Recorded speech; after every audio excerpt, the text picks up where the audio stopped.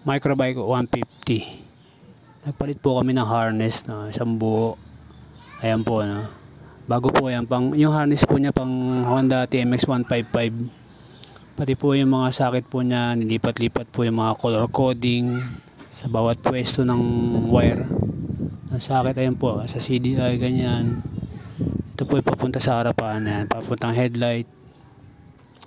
Microbike 150 CXT. Yan po yung dati niyang harness, oh. Medyo ano na talaga, hindi na gumagana talaga signal light, tail light, headlight, busina, kaya nagpalit na. Yan po mga kaibigan. Ito po pala yung likod niya na nagpalit na po ng hub. Yung hub po niya pang Honda TMX 155. Ayan po, mirror finish po yan.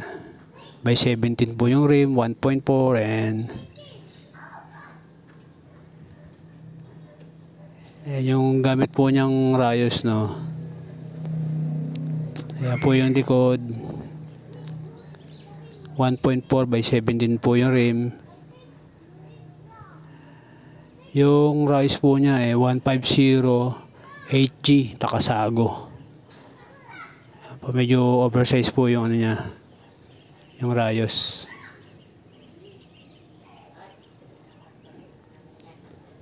Ayan po yung Microbike CXT 150 style, ano po siya, Honda TMX 155. Pati sprocket po, palit na po rin po yan. Ayan po, no. Ito nga po pala yung Honda XRM na kinabitan po namin ng mini driving light.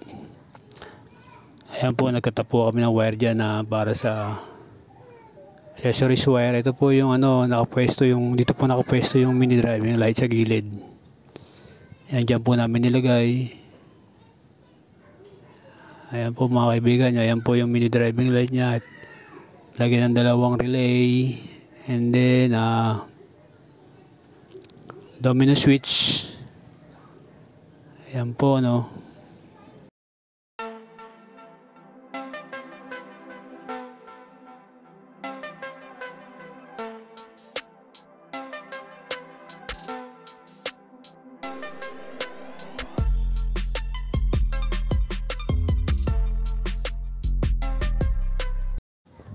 Ito na po, na tapos ko na po, no, na align ko na at nahigpitan ko na yung mga rayos. Ayan na po siya. Ang rayos po nito, no, ulitin ko lang po, no, 150 8G oversize.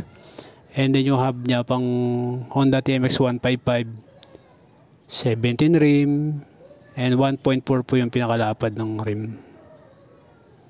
Ayan na po, naikabit ko na po siya, no. Yung size po ng gulong niya, medyo mataba ang gusto ng may-ari.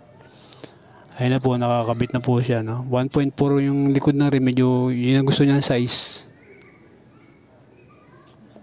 Ayan na po mga kaibigan. Subscribe for more. Thank you and God bless.